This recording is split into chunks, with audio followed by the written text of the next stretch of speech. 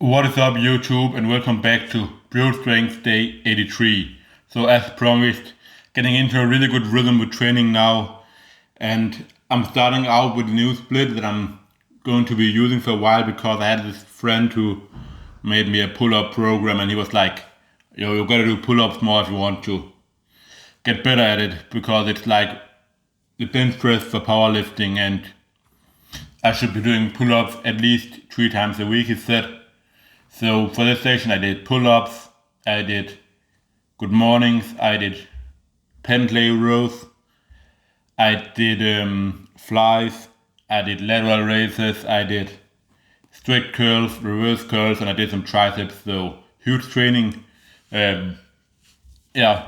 So basically, the pull-ups, I just had to work up to 8 reps at RP7, but with like no kipping. So you can see I'm not using my legs, but I'm really trying to focus on my hips instead, like using those a little bit with the hip flexors. So I tried to place the weight further down on my feet, which was a bit of a stupidity because with the 10 kg weight it came too far down and it became hard to use the legs properly. But still, to get like with 12.5 kg to get 8 reps with at like AP7 with like late on the day, like around 9 p.m. And with not a proper use of the new belt that I used, that I bought. That's pretty good considering like I've done 12 reps with 20 kg, so I can definitely do that still. I'm very confident at a higher body weight. And then I told myself I wanted to try to do good mornings with no shoes on. I did bring my shoes. I had to work up to 8 reps with 85 kg. And I realized that, as you can see here, like I'm actually able to get even further down without shoes on. And I have no idea how, but you'll see on the next video from the side, like how deep I'm getting. Like you can also like see it here, but watching it from the side just makes it look absolutely crazy. And I'm even mind blown myself. Like I don't understand how the bar is not falling down, because the crazy thing is that it has actually become easier for me to keep the bar in place the more I'm getting used to it, even though the weight is getting heavier and I'm getting closer to failure to what my actual potential is.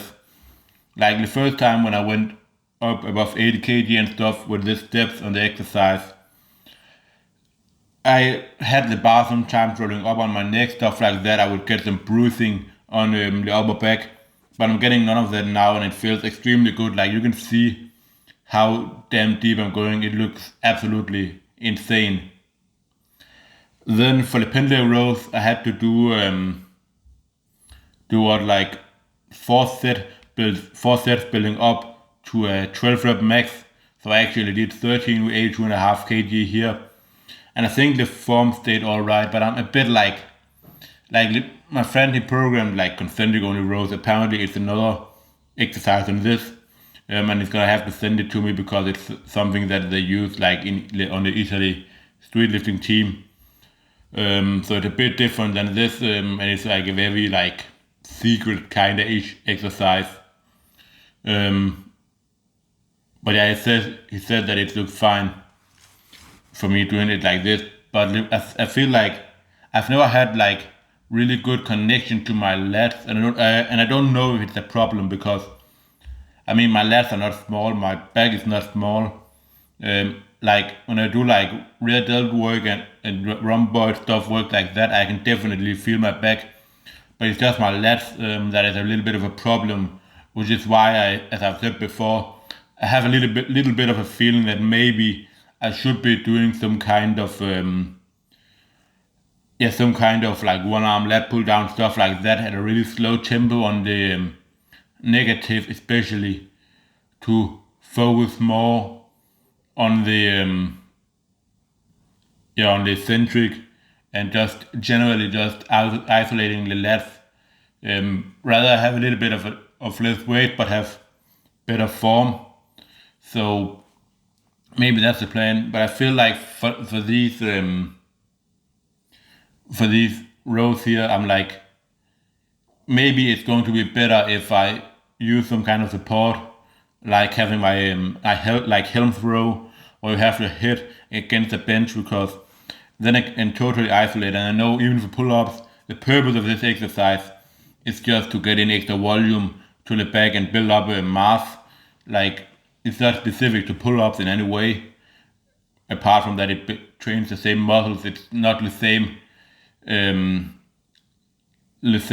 what do you call it, movement pattern that I'm working in. So I'm like, if I can just like totally isolate and make sure I don't use any hip momentum, that it's going to be the best way to do it. So yeah, maybe that's what I'm gonna do. But yeah, after that I had to do 3 sets as well with of max reps as well with like 12.5% less. So a huge amount of volume. And I'm definitely not used to this kind of volume. But yeah, hopefully that is what is going to spark some kind of progress. Then I moved on to flies. I did 10 reps with 22 kg with a really good tempo. I thought it was a little bit too fast, but I can now, looking back on the videos, going a little bit through them. Actually, some of the reps were like more than 5 seconds down. Like, you can see how slow this eccentric, for example, here is. And it doesn't look that deep from this specific angle, but the one I had before, you could see how deep my left arm got. And I gotta say, like, even though I'm getting so deep, and I'm really trying to get like the biggest possible stretch in my shoulders, in my chest. Like, when I get used to it, I don't feel it much, like the stretch. Like the same thing with the good mornings. Like, you see how deep I go, but to me it just feels like totally normal because I've spent so much time in the position. Like, I don't really feel uncomfortable there. I don't feel a huge stretch from the weight pulling me down. And that is a good thing. I don't think it's absolutely necessary to feel the huge stretch. Like, it's a sign that you're probably not comfortable there in the position, or that maybe the weight is pulling you down rather than yourself just controlling it down. So, I mean, don't get too caught up if you're like feeling the muscles all the time and have good muscle connection. If you're getting stronger and you're making progress, you're probably doing pretty fine. That's one of the things, like, I think a lot of people are really caught up on, and it's just, for the most part, pointless. I mean, if you're not making progress, maybe it can be a good idea to try just working on it for some time and see if it helps. But there's so many things you can do, like changing up the volume, the intensity, the frequency, stuff like that, to drive some kind of adaptation. So yeah, but the flies felt really good. I thought that maybe the form wasn't the best, but looking back at the videos, actually had pretty good form. Like, as always, the thing I'm being very aware of on the flies is just that I don't bend the arm as soon as I go out of the hole in the flies and use my bicep for that hardest position. I want to keep the tension in the chest all the time. So when I look through my videos, I just scroll like a bit back and forth in that position on some of the reps, like in the end of the sets and in the beginning of the sets, to see, like, as I go out of the hole, do I initiate a little bit by bending my arm, or is it just the shoulder that just shoulder adduction? So moving the arms in front of the body. That is the only thing that should be going on. The elbow should just be completely static. So I didn't record the lateral raises, I didn't record triceps, I didn't record reverse curls, but I did record these strict curls, and they felt extremely good. I did 5 sets building up to what I hoped would be a 16 rep max, but I only got 13 with this. So I think, like this, or the weight before, I only got 13 with 38 kg. And then I did like this back off set just to make up for it. But I think the next time I'm just going to build up and do 16 with 35.5. And then I have like a bit of a base number that I can improve on, hopefully. But I feel like for me, like actually these are better than just freestanding like EZ curls, because here you can totally isolate. And for those of you that follow my Instagram, I talked about it on there as well. Like, what's the point of, if you're trying to train your biceps, why not remove all other variables? Why not totally isolate by avoiding using your hips and back at all to lean back and get more weight on? Because at the end of the day, it's just a sign of like an egoistic sign. I used to do it myself, but as you can see on a lot of my exercises, I'm just getting a lot smarter now and using way better form. And it's not that I'm like, oh, you gotta do this and that because of science and stuff like that. I'm just doing it because it's fucking hard. Like, and I think like some of the things Mike Aristotle here he's right on. Though I think some of the stuff he does is like fucking weird. But some of the things he's definitely right on is that more range of motion is just like great. Like the way he teaches flies are really good, I think, and stuff like that. And just like the reason people don't want to train these exercises with so much range of motion is just that it's extremely difficult. Like when you get out in these places and taking away all momentum, and you have to lower the weight and use less weight than you used to. For a lot of people, that hurts their ego a whole amount.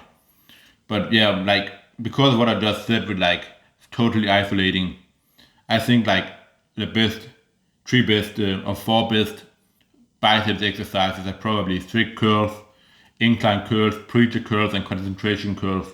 I'm not saying you should never use other exercises. Like you can still do hammer curls, for example, or freestanding like normal EZ bar curls or reverse curls.